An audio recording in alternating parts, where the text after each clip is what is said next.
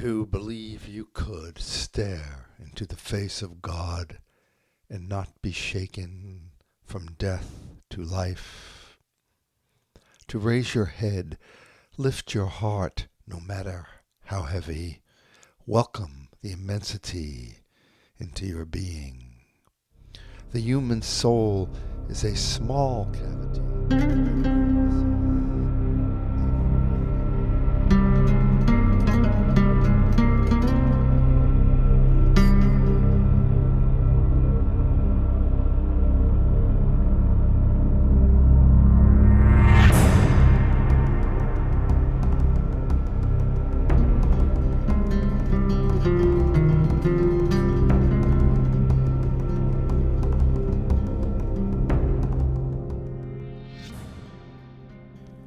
Before we come to the page, before the first word is ever written down or read or listened to, there is a longing to connect. My name is Charlie Mehrhoff, your host here at Before the Page, a podcast featuring poetry, parable, fiction, and words to echo our longing. For this, our 20th episode of Before the Page, we have no special theme, just our longing to connect, just a celebration of word. We begin with some prose from Rabindranah Tagore, hopefully and sincerely carried somewhat deeper into this language by the reader. These from the GITANJALI, or song offering. Master, I don't know how you sing. Silent and astonished, I listen. The light of your music illuminates the entire world. Its life breath fills the sky. Its sacred stream breaks through all the rock-strewn barriers, flowing on. My heart longs to sing with you, but I cannot find my voice, not anywhere. Just speaking, my words hold no music. I cry out, confused, a prisoner within the endless nets of your song.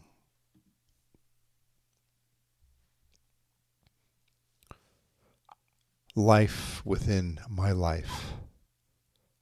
I will work to keep my body pure, knowing that your living touch is within all of my limbs. I will work to keep my thoughts free of lies, knowing that you are the truth that ignites the flame of reason within my mind.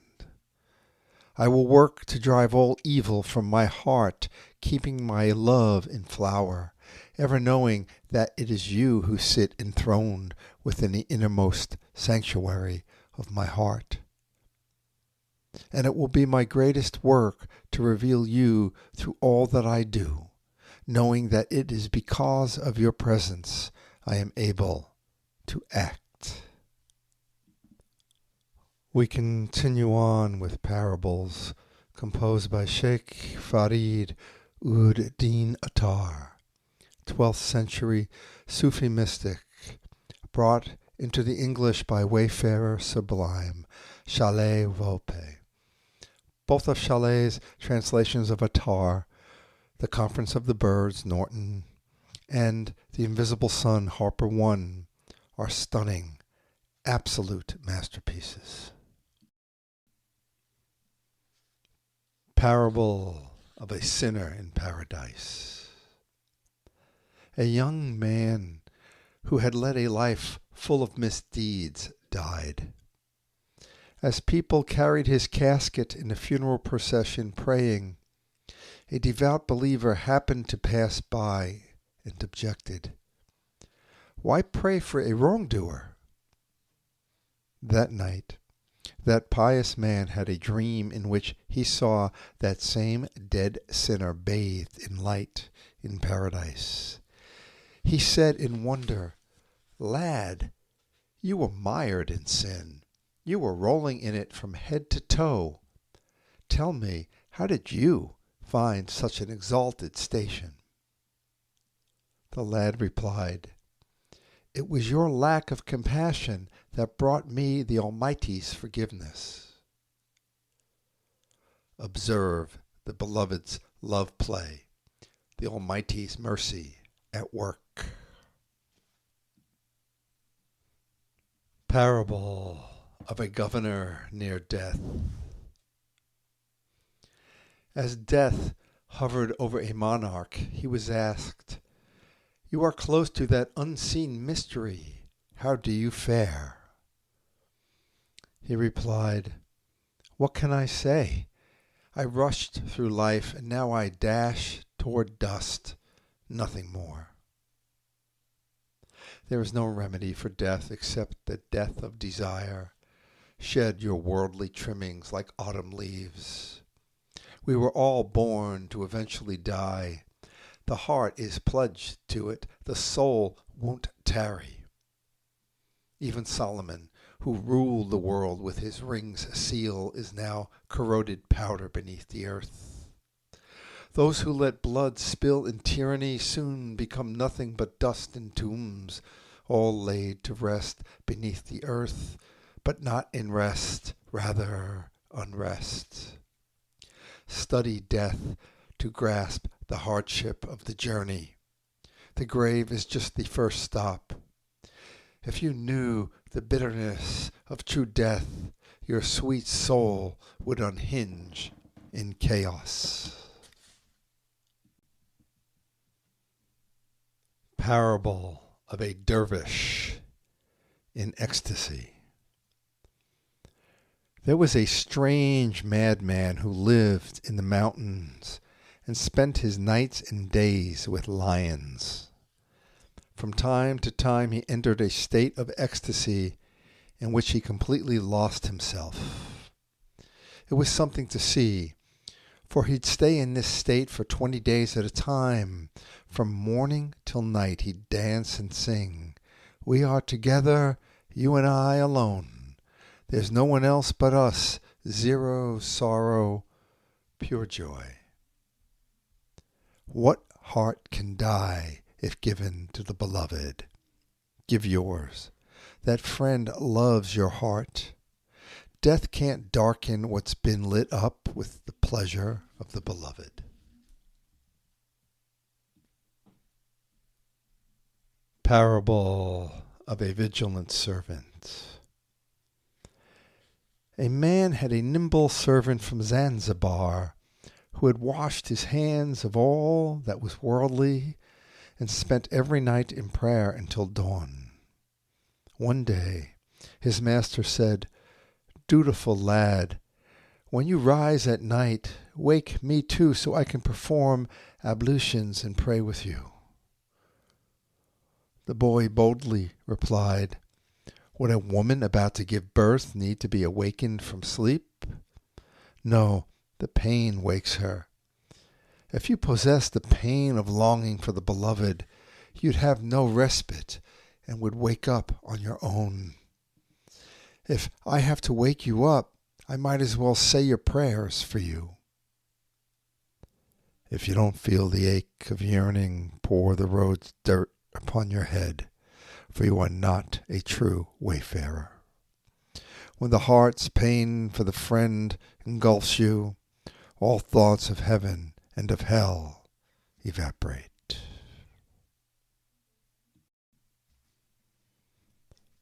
Bodhisattva by Sabine Miller. Immeasurable radiance in an era with no instruments to measure light. Yet that those beings who crawled out of hell reported that they saw it there. This piece is composed by the great Denver mystic, once disguised as a postal worker, now a free man, as free as any of us get. Jerry Smaldone, the pilgrim. You are the pilgrim on the rising road. You are the dirt beneath the shoe. You are all the things that shroud the eye. You are the reason that they do. You are the figure in the shade. You are life rising from the grave. You are the stranger who walks alone. You are the mind heading home. You are here and you are gone. You are buried in the salmon dawn. You are the truth that never submits. You are the surrender to consciousness. You walk the cobbled streets of ancient towns, confused and wondering why.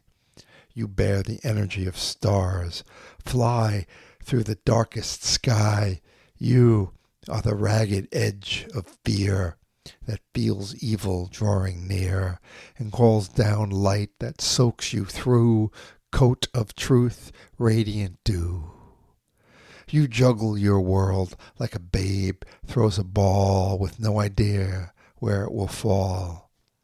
You drop to knees and repent the sorrow you have sown, an eagle spying high above on what you cannot own.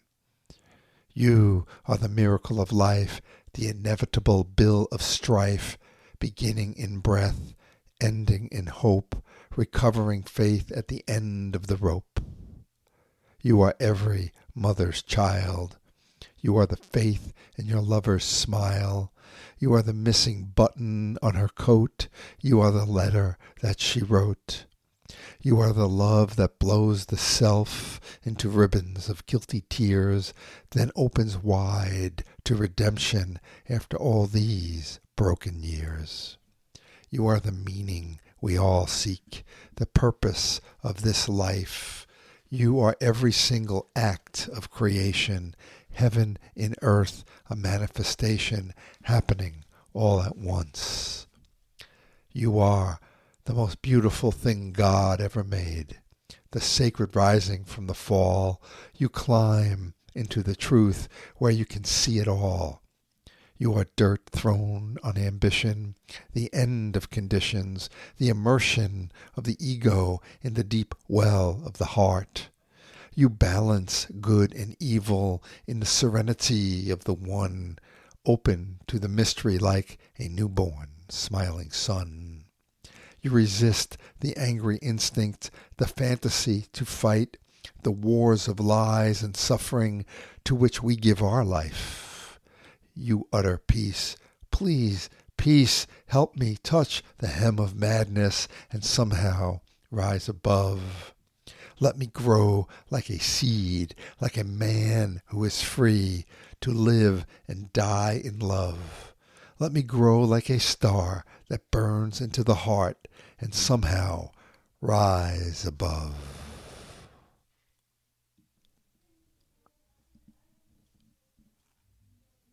Bow. To believe you could stare into the face of God and not be shaken. From death to life. To raise your head, lift your heart, no matter how heavy. Welcome the immensity into your being. The human soul is a small cavity that encompasses everything.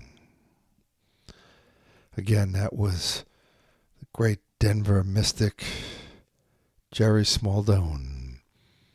At the bottom of that poem on the page, he wrote, "Faith is the direct perception of the immortality of consciousness." It's a quote he wrote of Carlos Suarez. That again, faith is the direct perception of the immortality of consciousness. From Jerry, we go to the Telahim, the Psalms, number 10. Why, beloved, do you stand far off? Why do you hide yourself in moments of trouble? In their arrogance, the wicked hunt down the weak who are trapped in the schemes they design. They brag about their desires, they bless the greedy, and they condemn the beloved. In their prideful swagger, the wicked seek not holiness. In all of their thoughts, there is no room for the beloved whose ways are always prosperous. Your laws are rejected by the wicked. They sneer at all of their enemies. They say to themselves, nothing will ever move us.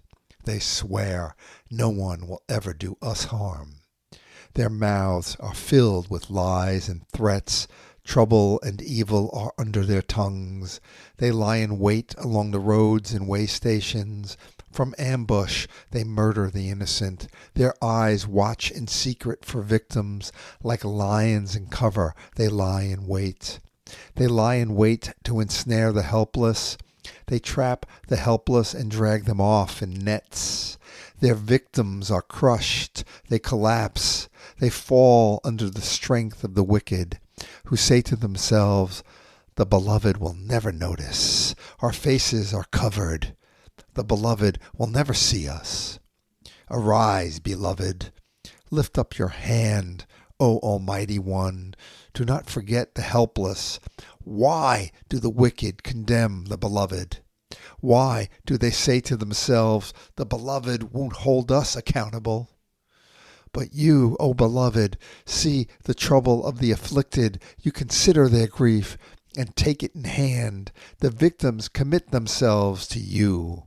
You are the helper of the fatherless. Break the arms of the wicked ones. Call the evildoers to account for their wickedness that would not otherwise be found out. The beloved is supreme forever and ever. The nations will perish from these lands. You, O beloved, hear the desire of the afflicted.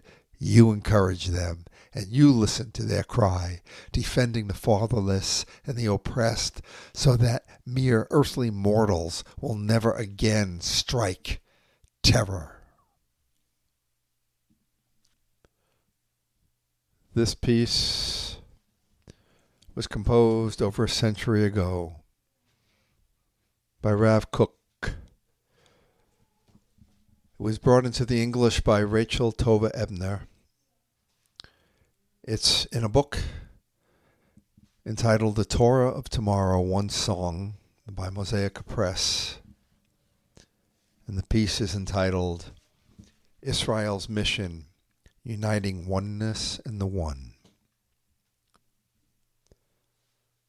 Declaring the name of one God aspires to reveal the oneness of the world, of humankind, of nations, and of everything that existence contains, with no split between acts and ideas, intellect and imagination. And even perceptible splits will be united by the highest illumination, which makes their unifying fit apparent. In the content of human life, this is the foundation of all holiness.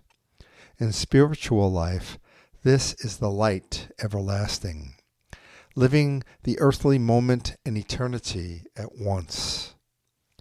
This is the most magnificent of all the huge thoughts that human thought power can think, which reveals itself gradually inside a person, by means of every talent for spiritual discovery that he has, leading to the peak of divine revelation as a mode of mind, and knowing God face to face.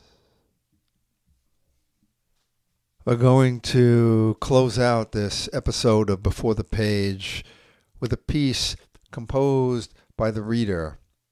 It is entitled The Hoopoe Effect. Given their association with weapons of war, iron tools in the hands of men were forbidden to be used for cutting the stones of the first temple. The shamir, the biblical worm of substance that actually shaped those stones, was no worm at all. Throughout the barren wilderness, shamirs were known as powerful plants that grew out of hard earth and stone, brambles, thorn bushes, thicket, and such. After the destruction of the temple, from their exile, the sages revealed that the guardian of the shamir was none other than the hoopoe bird, the dukefat. Using its powerful beak to peck into rugged terrain, the hoopoe would deposit the seeds of those hardy plants into the crevices it created. Taking root, each shamir would grow and continue to grow until each stone was precisely contoured to fit. As men cannot determine the shape of the beloved's design, a supernal effort, the hoopoe flying from above, was summoned to carry the very seeds that would grow to form the stones of the temple. Furthermore, the Hebrew word for watchman is shamrim, which has the same root as shamir. Perhaps the guardian places the seeds of the shamir inside each of us to watch over us throughout our lives from within, in order to shape the stones of the living temple until we fit perfectly together. Perhaps. Well, thank you all for listening to this episode of Before the Page. If you want to reach out to us and let us know your thoughts, or just to talk or reach out, it's easy enough. The email here is beforethepage@gmail.com. That's before the page, just how it sounds, at gmail.com. Be well. Until the next.